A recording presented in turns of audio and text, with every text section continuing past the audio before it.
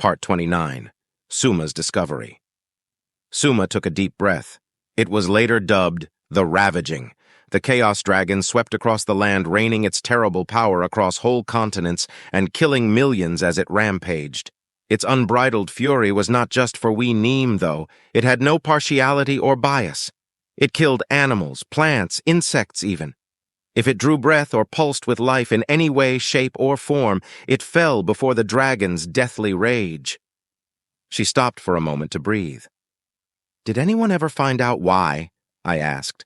There were theories, rumors, and myths. Some said it had suffered a terrible childhood due to its possession of chaos magic. Others say it was simply driven mad or simply born evil. However, no one alive knows the truth, she said. So what happened next? I wondered from my chair made of sculpted vines. We were currently sitting in the room I was renting in the kennel because I decided to live here for a while. I had lost my job back on Earth after leaving for several days without letting anyone know after agreeing to work just hours beforehand. I still had an apartment on Earth that I was now paying for with gold and silver coins that I get by selling my mana here.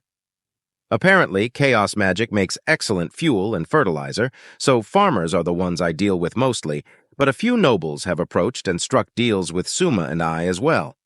All that together meant I was making about 5 gold coins every few days and 10 silver coins every other day. I decided to get a smaller flat back on Earth and put most of the money into my savings. But by paying with my mana alone, I was living it up here in Atmosia, which Suma confirmed is in fact her world's name. The Chaos Dragon went from island to island, coast to coast, killing everything it saw until what was left of my race put together as large an army as we could manage to beat the beast back, she said. Did that work? For a time, but all it had to do was run away and heal, and with each attack our forces dwindled ever smaller. According to the stories, many had resigned to death and went home to die with what was left of their loved ones. Dang! I shook my head. In the end, it had wiped out over 80% of life on Atmosia. She added, So how did you all win? No one really knows, she said. What? A dragon kills 80% of your world, and no one knows what happened to it. How is that possible? I asked, astonished. One day it just disappeared, and no one ever found out what happened to it. Maybe the army did more damage than it could heal from in one of their battles. Maybe it was just old, or maybe it depleted its strength too much, and since there was not much food left, it could not find anything to eat. However, the truth was lost centuries ago, she explained. What do you believe? I asked. Well, she started, I always believed that the hero mage Ambos was the one to defeat the beast. Hero mage? I wondered. It is simply an old story. Back then there was supposed to be this hero named Ambos. He apparently had a familiar with an attribute for chaos magic as well. She told me. Whoa, really? I said, surprised. Was it a human? No, it was a Viking of all things, she said to my surprise. I didn't know how to respond. Another human centuries ago was going through exactly what I'm going through now. It was surreal to say the least. I am surprised the Viking did not turn on Ambos and side with the dragon, Suma joked. Vikings were fearsome, and I'm sure many of them could be described as evil, but they weren't crazy, and they didn't want the death of an entire world, I said. Maybe, Suma said. So, what do you know about them? The Vikings, I mean. Quite a bit more than you, I imagine.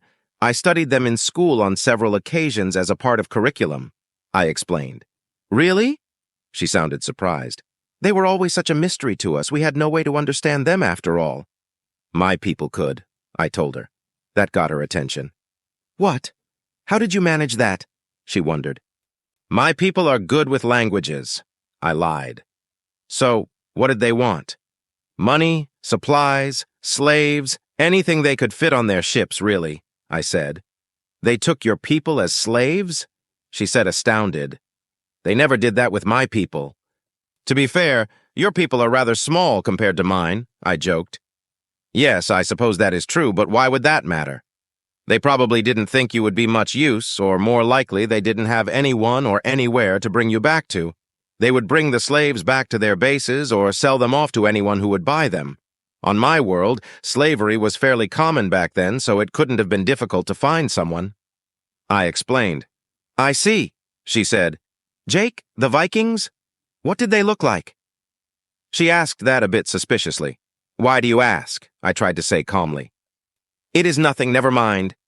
Just an unusual thought, she said quietly. But how do your people know so much about them? I mean, I get that you learned their language, but still, you would have had to talk to them. They were powerful chaos mages, and you said that your world does not have magic, so... Well, we captured some. Since magic doesn't work on my world, they were just normal people, I said, then realized what just came out of my mouth and prayed Suma didn't realize it too. Jake, she said seriously, what do you mean normal people? I groaned internally at my own stupidity. Oh, you know, I just meant... My mind started to fritz and go blank. I just meant that they didn't have magic, so they were only as strong as... At this point, Suma cut me off. Jake, she said seriously and in a hushed whisper as if someone might hear, even though we were alone.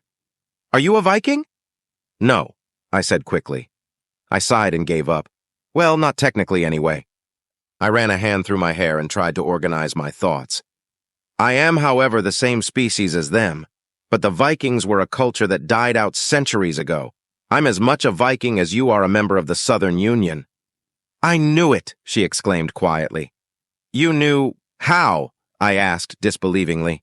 Well, it was not a difficult stretch, though I suppose it is more accurate to say I suspected rather than knew, she explained.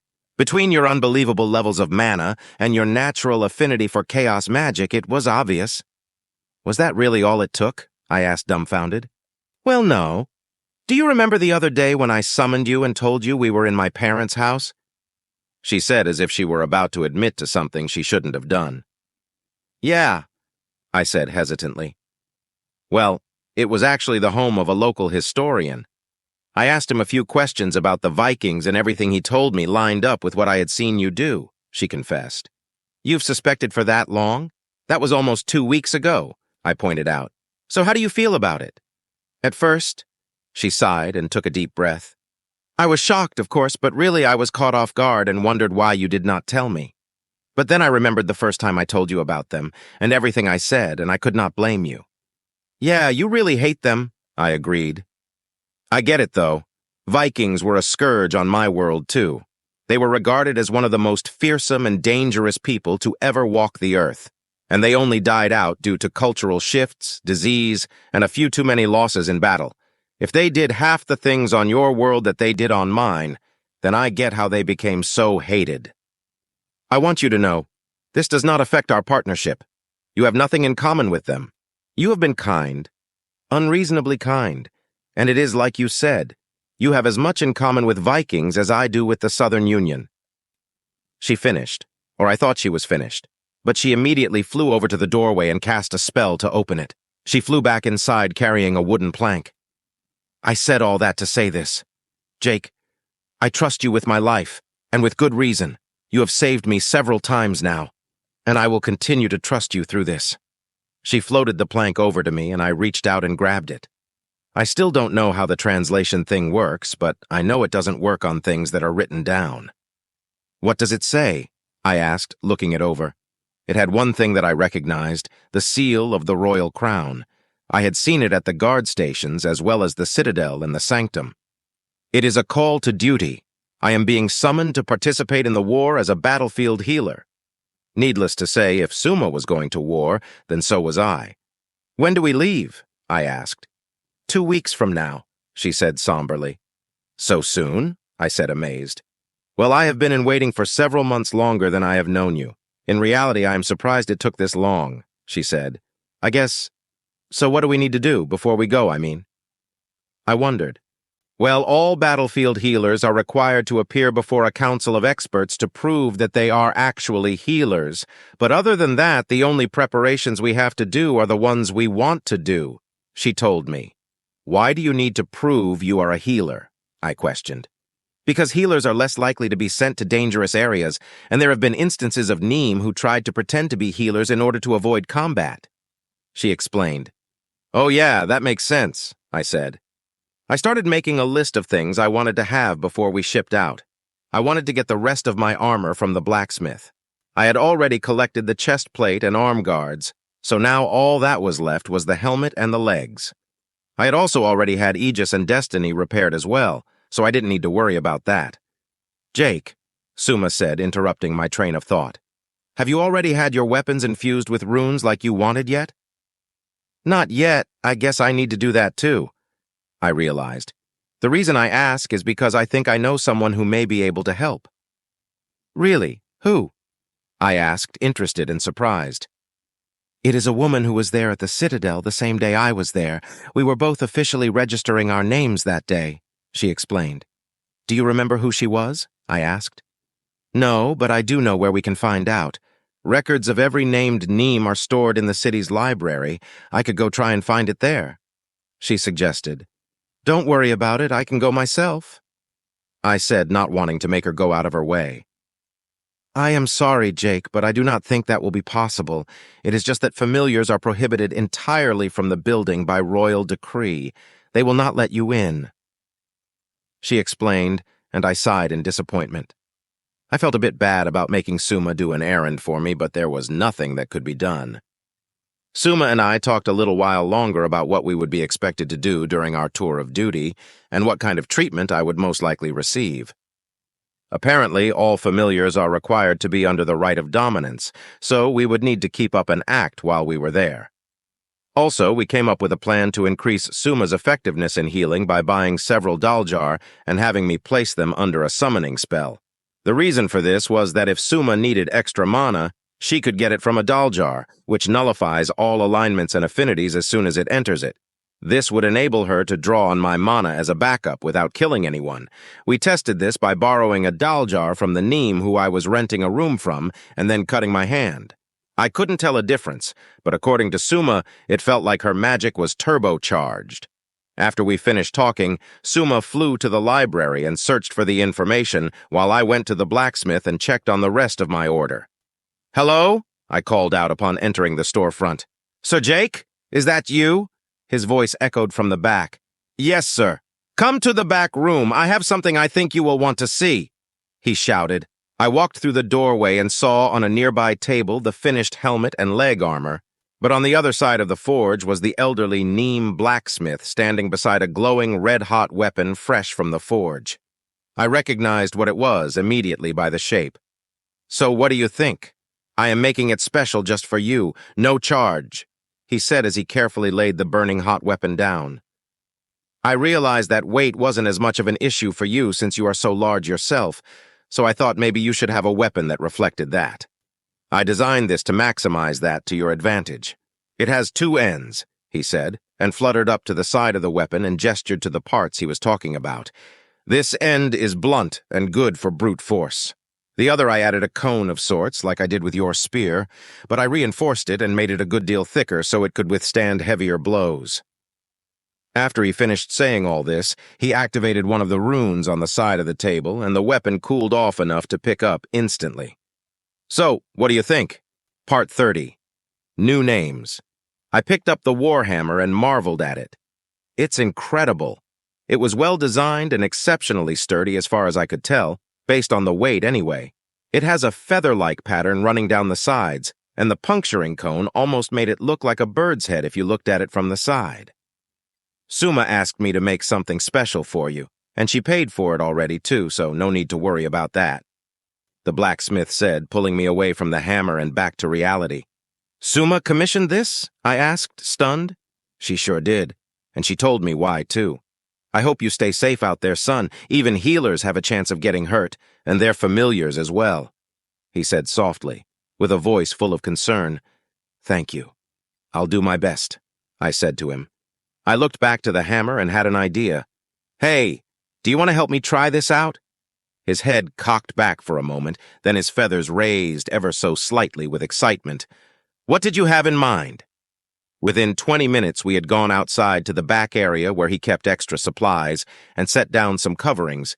Then the blacksmith flew out of the room for a moment before returning with a few small seeds in his mouth. He dropped them in the middle of the covering and infused them all with mana. Several large fruits grew up in seconds, and everything was ready. We spent half an hour smashing fruits with the hammer and cone, then another half an hour cleaning up the splatter that wasn't caught by the coverings we'd set down. That was good fun, the blacksmith said as he floated the last of the destroyed fruit into a barrel we had decided to use as a rubbish bin. It works amazing, too. Well balanced and not too unwieldy, I confirmed as I picked bits of pulp off of the hammer's flat. I'm glad to hear that, he responded. You seem to know your way around it fairly well, after having just gotten your hands on it, too. Oh, well, my people actually used to have weapons similar to this one. I've never used one before, but I have seen them used, so I was able to kind of figure it out. I explained. Oh, I see, that's a shame. I was hoping to have been the first person to have created a weapon like this. Oh, well. He sighed a bit disappointed. Well, if it makes you feel better, you're the first person to make this weapon on your world. I pointed out trying to make him feel better. It worked, because he stood a bit taller and realized I was right. I thanked the blacksmith again, collected my things, however. I didn't want to leave him without giving him a gift. You want to give me a name? He exclaimed in shock. If you'd like one, yes. You have helped me out a lot, taught me about metalwork so that I could make my own repairs, showed me different uses of magic, and all around been a good friend. So, yes, I would like to give you a name. I told him. He was almost jumping up and down for joy. Yes, I mean, if you don't mind, the elder nymph said excitedly. I thought for a while, mulled over several names. All the while, the blacksmith waited with bated breath. I wanted to pick something that fit him and his personality. He was calm but passionate. He could get excitable like a kid whenever something fun happened.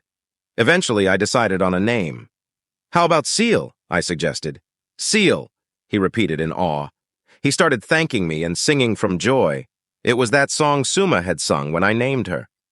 Asumu da John Nisa.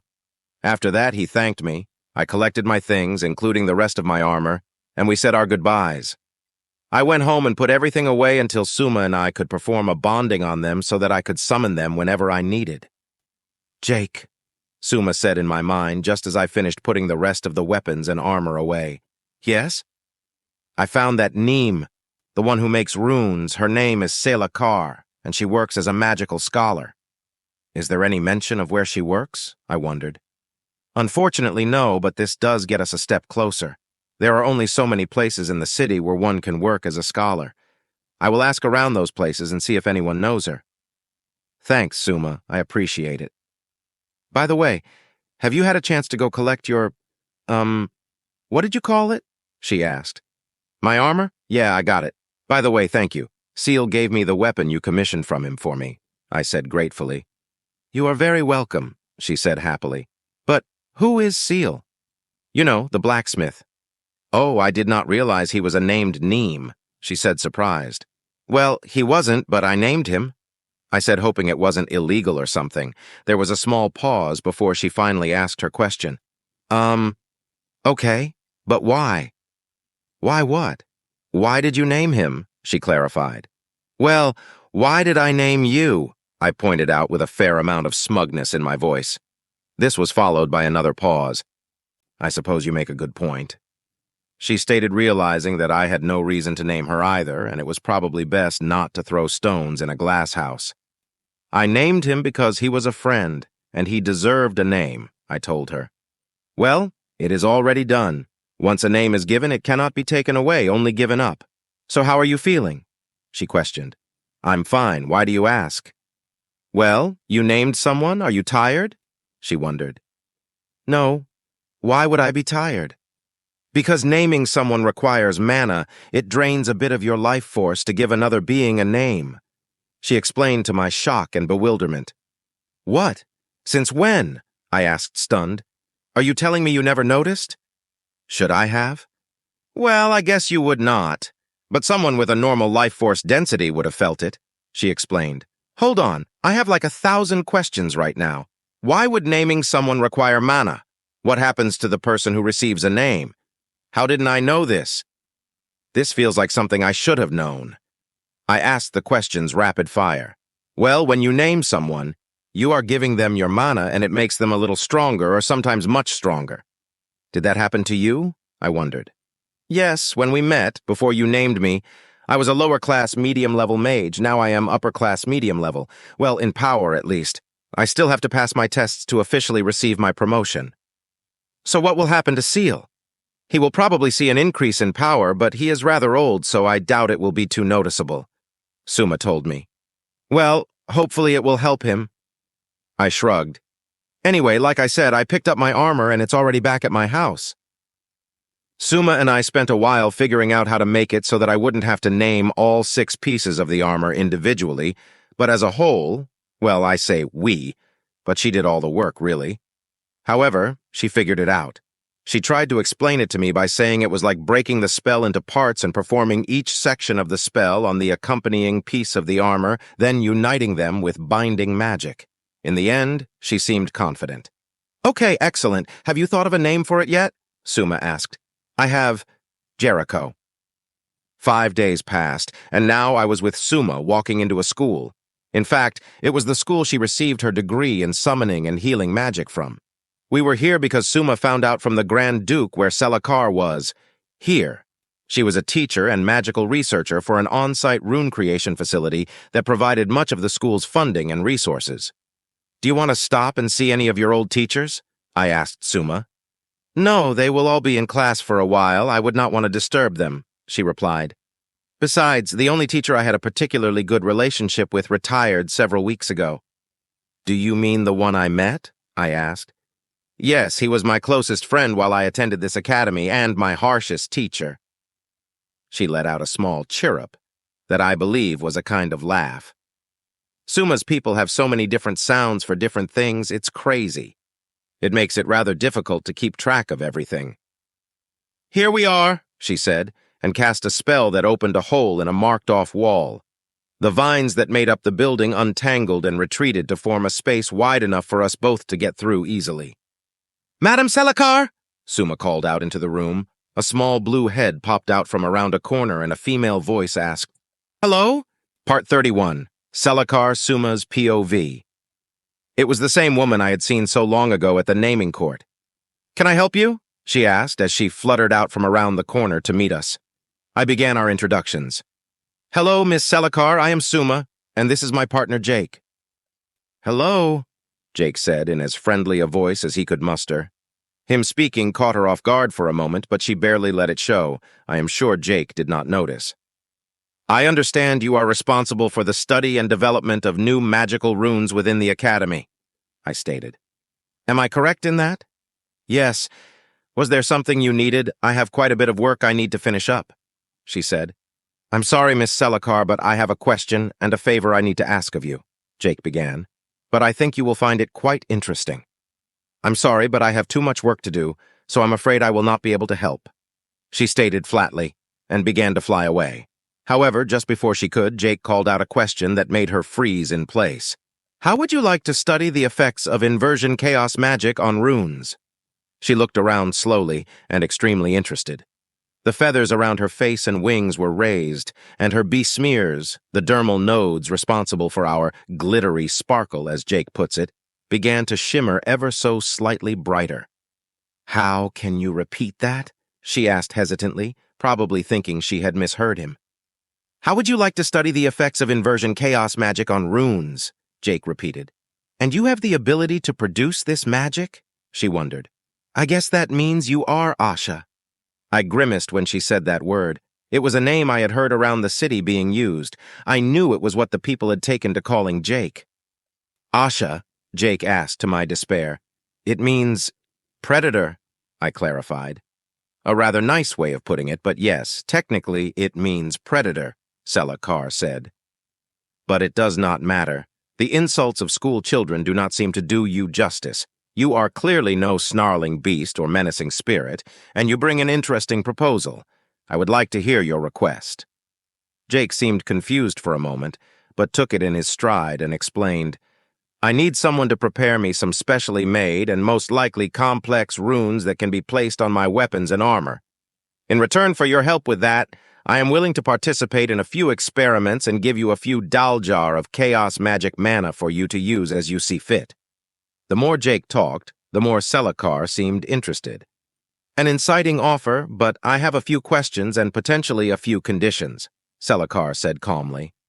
Okay, Jake said. My first question is, why do you need these runes? What would be their purpose? Suma and I are leaving for war in just a few days. I need them to protect her and myself, as well as the other soldiers, Jake explained. Ah, war runes. Well, I suppose I can do something with that. I have made several runes for soldiers before. My next question is, how long will I have to perform the experiments and construct the runes? I know you said you will leave in a few days. I gather you will need them by then? Celarkar asked. Yes, we leave 5 days from now, Jake told her. Will that be enough time to prepare the runes? I asked. Celarkar almost fluttered, seemingly forgetting I was even there after being so engrossed in her conversation with Jake. Well, that would depend on the runes themselves. I will need time to design and craft them as well as perform the experiments that you say you will allow me to perform, Celarkar said. There is a slight caveat, Jake said. Any rune you make will have an inverted effect, so you will have to account for that.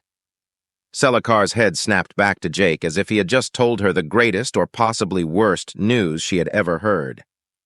Are you saying that your mana can actually cause the rune to produce a different effect than it was designed for? She sounded both confused and giddy. Yeah, I was helping a blacksmith friend of mine named Seal, and when I activated the rune that controlled his furnace, instead of the fire getting the metal hot, it froze it so cold it shattered at the slightest touch, Jake said. So, the runes still produced flames, but instead of being hot, they removed heat instead? She asked with wonder-filled eyes. Exactly, Jake confirmed. Amazing, so there exists some aspect of the runes that cannot be inverted even with chaos magic. I would need to actually see the rune that your friend uses before coming to any conclusions or forming a proper theory, but this sounds extremely exciting, Celarkar stated.